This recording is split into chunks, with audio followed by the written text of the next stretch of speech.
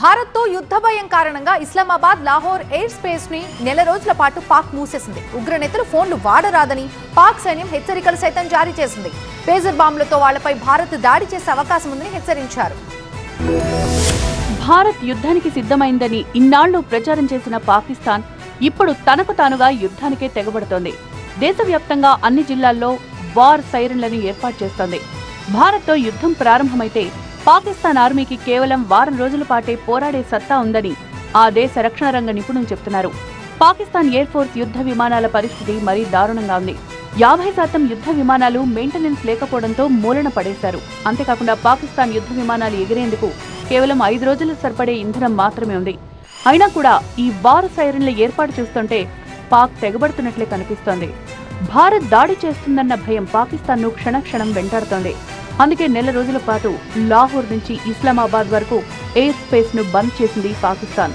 పాక్ వైమానిక దళం యుద్ధ విన్యాసాల కారణంగా పౌర విమానాల రాకపోకలపై బ్యాన్ విధించారు.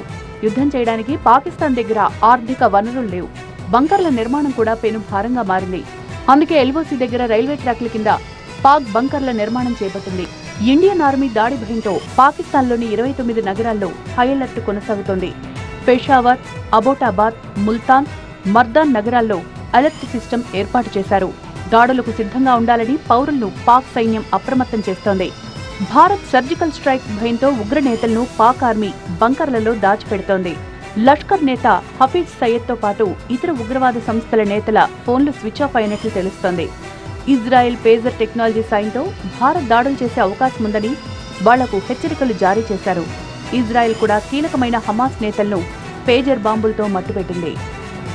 భారత్లో ఉద్రిక్తతల వేళ పాకిస్తాన్ అమెరికా సాయాన్ని కోరుతోంది. నిధులు, ఆయుధాలు ఇవ్వాలని వేడుకుంటోంది.